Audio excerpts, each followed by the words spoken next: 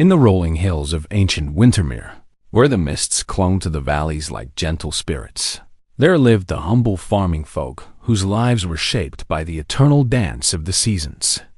These were not the grand lords or noble knights of legend, but the common people whose calloused hands worked the earth and whose weathered faces bore the marks of countless seasons under sun and snow dot as autumn's golden embrace gave way to winter's silver touch. The villagers of Elderbrook, Millhaven, and Thornwick would begin their most crucial preparations. The survival of entire families depended upon the wisdom passed down through generations. Knowledge is precious as any treasure in a king's vault. The dwelling places of peace, homes of these farming folk, were marvels of simple ingenuity, though modest in appearance. Built from wattle and daub, a mixture of woven wooden strips covered with clay, straw, and earth, these dwellings stood as testaments to resourcefulness. The walls, thick and sturdy, were crafted to hold warmth within and keep the bitter winds without. Within these humble abodes, life centered around the hearth, that sacred place where flame danced and comfort dwelled. The fire that burned there was more than mere heat. It was the heart of the home, the gathering place where tales were told, meals prepared, and bonds strengthened. The smoke would rise through openings in the thatched roofs, carrying with it the essence of home. Edric the Wise, eldest among the villagers of Elderbrook, would often say that a home's true warmth came not from the fire alone, but from the love shared around it. His dwelling, like others, had floors of packed earth covered with fresh rushes that rustled softly underfoot, creating a carpet that held warmth and muffled sound. The furnishings were simple yet purposeful. A rough-hewn table, worn smooth by countless meals, stood surrounded by simple stools. Straw mattresses, covered with woolen blankets, provided rest for weary bodies. Every item in these homes had been crafted with care and built to last, for waste was a luxury these folk could not afford. What made these dwellings truly remarkable was their design for surviving the harsh season. Small windows kept precious heat from escaping, while thick walls provided insulation against howling winds. The livestock, goats, chickens, and sometimes a precious cow, were often housed in the lower portions of the dwelling, their body warmth rising to help heat the living spaces above. The art of preservation long before the first frost painted the windows with its crystalline artwork. The villagers engaged in the ancient ritual of food preservation. This was not merely a chore, but an art form passed down through countless generations, refined and perfected through necessity and wisdom. Marta of Millhaven, known throughout the region for her skill with preserving foods, would lead the women of her village in this crucial work. Her hands, though weathered by years of labor, moved with the precision of a master craftsman as she taught the younger wives the secrets of keeping food fresh through the long, cold months. The grains, barley, oats, and rye formed the foundation of their winter survival. These golden treasures were carefully threshed and winnowed, then stored in great wooden barrels sealed against moisture and pests. The grain would be ground as needed, creating flour for the dark, hearty bread that would sustain them through the darkest days. Vegetables received special attention in this preservation dance. Cabbages, those hardy green spheres, were packed in salt and fermented into sauerkraut, creating a food that could last months while providing precious nutrients to ward off the weakness that came with winter's harsh embrace. Root vegetables, turnips, carrots, and parsnips were carefully buried in pits lined with straw, where the earth's own warmth would keep them fresh. The preservation of meat was perhaps the most crucial skill of all. When autumn came, difficult decisions had to be made about which animals would see another spring. The cattle judged too old or weak, the pigs grown fat on autumn's bounty. These would be carefully slaughtered by skilled hands, their meat transformed into winter sustenance. Salt, that precious white gold, was rubbed into every surface of the meat, drawing out moisture and creating a barrier against spoilage. Smoking houses, small wooden structures filled with the aromatic smoke of apple or oak wood, would cure the meat slowly, infusing it with flavor while ensuring it would last through the coldest months. Even the humble apple received royal treatment in this preservation kingdom. Some were dried into leathery rings that could be stored in baskets, while others were pressed into cider that would provide both nutrition and the small comfort of a warming drink on the coldest nights. The gathering of warmth throughout the warmer months. The collection of fuel became a sacred duty shared by all. From the youngest child who could carry a bundle of twigs to the strongest men who could fell mighty trees, everyone participated in this vital task that would mean the difference between warmth and cold in the depths of winter. Thomas the woodsman, whose strong arms and keen eye made him invaluable to the villages, would lead expeditions into the ancient forests that surrounded their settlements. These woods, thick with oak, ash, and beech, provided the timber that would keep the hearth fires burning through the longest nights. The work of gathering fuel was both art and science. Dead wood burned quickly but provided immediate heat, perfect for cooking meals or taking the chill from a cold morning. Seasoned hardwood burned slowly and steadily, ideal for the long nights when a family's survival depended upon maintaining warmth until dawn. But wood was not the only fuel these resourceful people used. In areas where timber was scarce, they turned to peat, the dark, dense material formed from centuries of decaying vegetation. Cutting peat was back-breaking work, requiring strong spades to slice through the earth and patient hands to stack the dark blocks for drying. Even the humble dried dung of cattle found its place in their fuel stores. Though it might seem unpleasant to modern minds, this material burned with a steady heat and was freely available to those who kept livestock. Mixed with dry straw, it could provide hours of warmth when carefully tended. The storage of fuel required its own expertise. Woodpiles were carefully constructed to allow air to flow between the logs while keeping rain and snow from soaking the precious timber. Covered storage areas, built with sloping roofs and open sides, protected the fuel while allowing it to continue drying throughout the autumn months. The wisdom of layered warmth. When winter's icy fingers began to reach into every corner of the land, the villagers donned their carefully prepared garments, each layer serving a purpose in the battle against cold. The clothing of these times was not fashionable in any modern sense, but it was supremely functional, designed by generations of experience to provide maximum warmth with minimal resources. Elena the weaver, whose fingers could spin the finest thread from rough wool, was the guardian of clothing wisdom in Thornwick. Her loom, worn smooth by countless hours of work, produced a sturdy cloth that would protect her neighbors from winter's assault. She knew that warmth came not from thickness alone, but from the careful trapping of air between layers of fabric. The foundation of winter clothing was the linen undergarment, worn close to the skin. This might seem counterintuitive, as linen is a cool fabric, but its purpose was to wick moisture away from the body, preventing the dangerous chill that came when wet clothing froze against skin. Over this came the woolen tunic, that versatile garment that served as the main body covering. Wool, with its natural oils and crimped fibers, trapped warm air while repelling light moisture. The tunic was usually knee-length, providing coverage without impeding movement during the day's necessary tasks.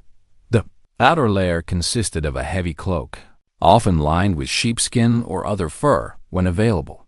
These cloaks were marvels of practical design, with deep hoods that could protect the head and neck from driving snow, and lengths that could wrap completely around the body for maximum warmth. For the extremities, special care was required. Hands were protected by mittens rather than gloves, as fingers kept together shared their warmth more effectively. These mittens were often knitted with thick wool and lined with rabbit fur when such luxury was available. Feet required the most careful attention of all, as frostbite in the toes could cripple a person for life. Leather boots were stuffed with straw or dried grass, creating insulation that could be replaced as needed. Woolen stockings, knitted thick and tall, provided an additional barrier against the cold.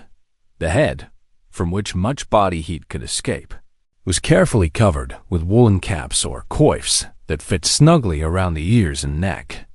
Women often wore white linen wimples under their outer head coverings, creating additional layers of warmth while maintaining modesty. The sacred hearth. At the heart of every dwelling stood the hearth.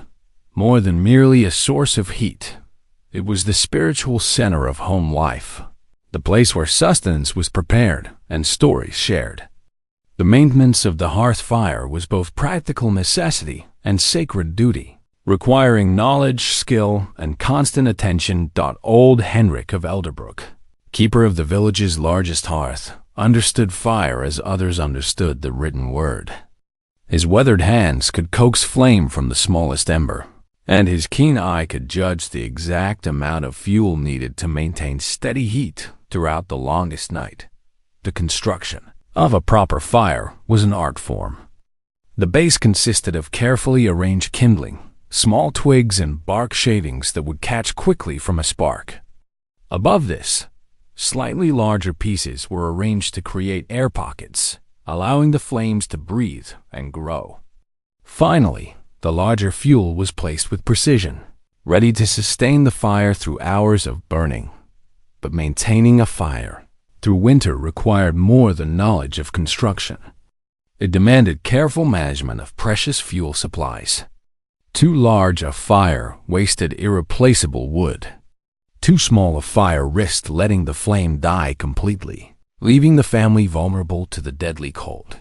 The ashes from the hearth were never simply discarded, for they held their own value. Mixed with water and fat, they created a harsh soap useful for cleaning. Spread on garden plots, they enriched the soil for the coming growing season. Even cold ashes served a purpose, banking around the base of the fire to help retain heat. Around the hearth, the rhythm of winter life unfolded. Meals were prepared in iron pots suspended over the flames, the contents simmering slowly to extract every bit of nutrition from precious ingredients. The fire's light extended the useful hours of each short winter day, allowing for mending, crafting, and the thousand small tasks that kept the household functioning. The hearth also served as the center of social life during the long winter evenings. Families would gather in its warm circle, sharing the day's experiences, planning for tomorrow's needs, and passing down the stories and songs that preserved their culture through the generations. The fellowship of survival, perhaps no aspect of winter survival, was more crucial than the bonds that tied neighbor to neighbor, family to family, creating a network of mutual support that could mean the difference between life and death when the storms raged fiercest. Master Aldrich, the appointed leader of Millhaven, understood that no individual household, no matter how well prepared, could face winter's challenges alone. His wisdom lay not in commanding others, but in organizing the village's resources and coordinating efforts for the benefit of all. The sharing of labor was fundamental to winter survival. When one family's fuel ran low, neighbors would arrive with extra wood, understanding that today's generosity might be repaid with tomorrow's need. When illness struck a household, others would step forward to care for livestock, tend fires, and ensure that children were fed and warmed. Food sharing followed ancient protocols that ensured no one starved while others had abundance. The widow Martha, whose husband had died the previous spring, found her winter stores supplemented by contributions from every household in the village. The young couple, Gareth and Rose, newly married with little stored for their first winter together, received guidance and gifts from more experienced neighbors. The pooling of resources extended beyond mere survival to encompass comfort and joy. When fuel was particularly scarce, several families might gather in one dwelling, sharing both warmth and companionship while conserving precious firewood. These gatherings became opportunities for storytelling, music, and the social bonds that made harsh survival bearable. Knowledge, too, was shared freely among the village folk. The herb woman, Dame Cecily, taught younger women which plants could ease winter ailments and where to find them even under snow. The blacksmith, Master Edmund, showed boys how to maintain tools and repair equipment when replacement was impossible. Even the children had their roles in this network of mutual support. They carried messages between households when adults were too busy with essential tasks. They helped tend the communal livestock when families were too ill or elderly to manage alone. They learned by watching and gradually took on greater responsibilities as they grew. The sustenance of faith throughout the harsh winter months. The village church stood as more than a building. It was a beacon of hope, a source of comfort, and often a literal refuge from the storm. The spiritual sustenance it provided was as necessary as bread and as warming as fire. Father Benedict, the gentle priest of Elderbrook, understood that faith in the darkest months required more than words. His small stone church, with its thick walls and carefully tended fire, offered warmth to any who needed shelter. The church's stores of grain and preserved foods, built up through the tithes and offerings of better times, provided aid to families facing starvation. The rhythm of religious observance provided structure to the seemingly endless winter months. Sunday services brought the entire village together, creating opportunities for sharing news, coordinating assistance, and maintaining social bonds when isolation threatened to overwhelm individual families. The great feasts of winter, Christmas, Epiphany, and Candlemas provided brilliant lights in the darkness, occasions when the usual scarcity was set aside for celebration and thanksgiving. These festivals required careful planning and community cooperation, but they offered psychological sustenance that was essential for surviving winter's psychological as well as physical challenges. The church calendar also marked the slow progression towards spring, providing hope and anticipation that helped carry people through the darkest months. Each holy day brought them closer to the renewal of life, the return of warmth, and the promise of another growing season. Prayer and ritual provided comfort beyond the material assistance the church offered. In a world where so much was beyond human control, faith offered a sense of meaning and purpose that helped people endure suffering and uncertainty with dignity and hope. The crafts of winter when outdoor work became impossible and daylight hours shortened to precious few. The long winter evenings became a time for skilled crafts that served both practical and social purposes.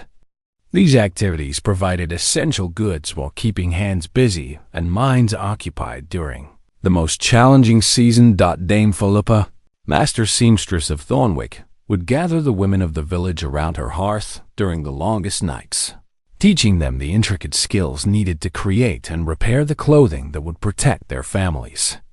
Her needle flew through fabric with the precision of years of practice, creating garments that were both functional and beautiful in their simple elegance.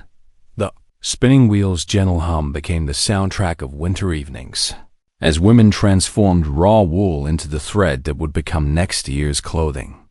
This was meditative work that allowed for conversation and storytelling while producing essential materials for the household's survival. Men, too, had their winter crafts.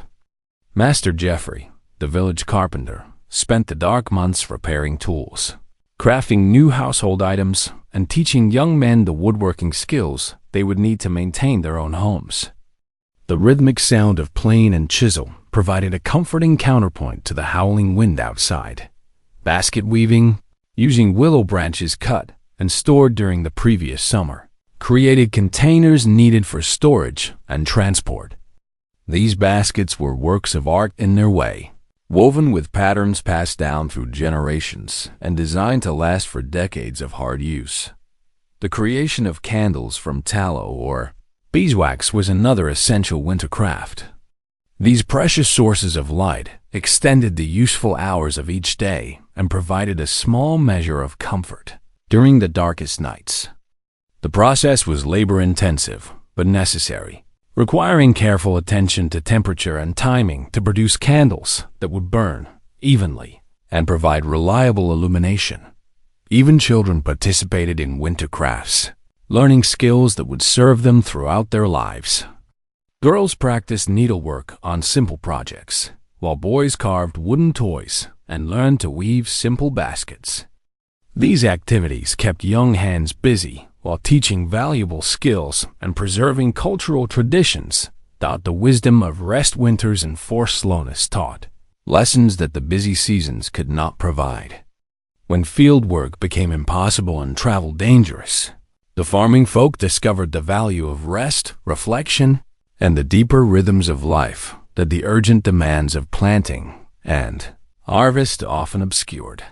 The shortened daylight hours naturally encouraged a different rhythm of life.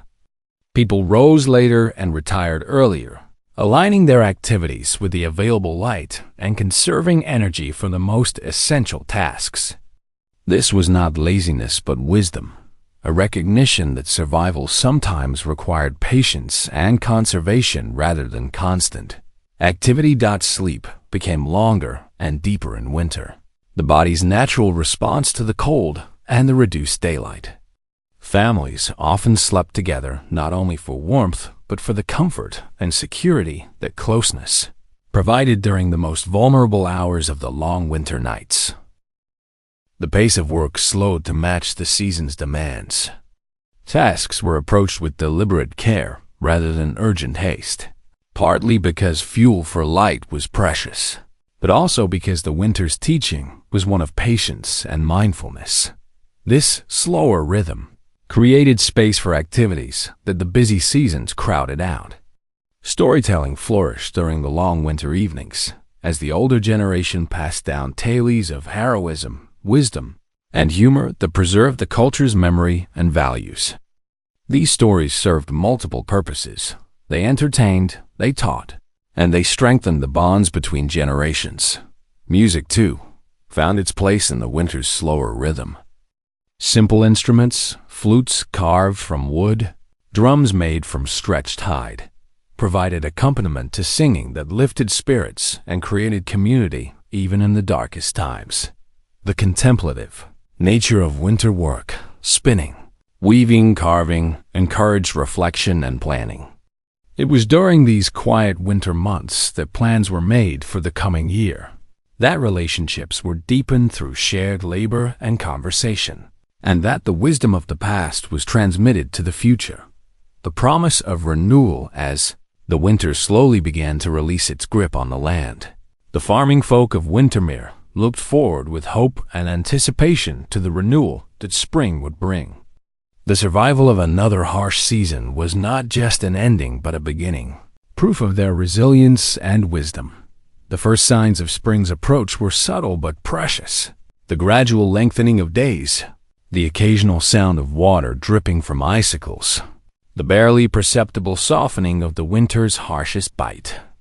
These small changes filled hearts with hope and renewed energy for the challenges and opportunities ahead. Preparation for spring began even while winter still held the land in its icy grasp. Seeds saved from the previous year's harvest were checked and sorted. Tools that had been repaired and maintained during the winter months were prepared for another season of use. Plans were made for the fields that lay sleeping under their blanket of snow. The knowledge gained during winter's trial would inform the decisions of the coming year. Families that had run short of preserved foods would plan for larger gardens. Households that had struggled with fuel shortages would begin earlier preparation for the next winter's needs. But perhaps most importantly, the bonds forged and strengthened during winter's challenges would continue to support the village through all the seasons ahead. The mutual aid and cooperation that had made survival possible would flourish in spring's abundance and provide security against future hardships. The children who had learned winter's lessons would carry that knowledge forward, adding their own discoveries to the wisdom of generations. The young couples who had survived their first winter together had proven their ability to face life's challenges as partners. The elders who had guided the village through another harsh season had earned renewed respect and gratitude for their Wisdom. As night fell over the villages of Wintermere, and families gathered once more around their hearths, the flames seemed to dance with particular warmth and brightness. Outside, the wind might still carry winter's chill, but within these humble homes, surrounded by the fruits of their labor and the love of their families, the farming folk had created something that no storm could destroy: the enduring triumph of human courage, wisdom, and fellowship over hardship. In the gentle glow of firelight, with the soft sounds of spinning wheel and quiet conversation, with the simple comfort of shared warmth and shared hope, another winter evening passed peacefully in Wintermere. Tomorrow would bring its own challenges, but tonight all was well, and the promise of spring lived in every heart around every humble hearth. The stories of these remarkable folk, their struggles and triumphs, their wisdom and resourcefulness, continue to offer lessons to us across the centuries. In their simple homes and careful preparations, in their generous spirits and steadfast faith, they demonstrated truths about survival, community, and the resilience of the human spirit that remain as relevant today as they were in their time. As we drift towards sleep, warmed by our modern comforts and protected by our contemporary conveniences, we can find inspiration in the example of the farming folk of Wintermere. Their legacy reminds us that with wisdom, preparation, mutual support, and unwavering hope, human beings can endure and even thrive in the face of the greatest challenges that life can present. Hearth fires of Wintermere may have burned out long ago, but their warmth continues to reach across time, offering comfort and guidance to all who would learn from their remarkable story of survival, community, and the eternal triumph of spring over winter.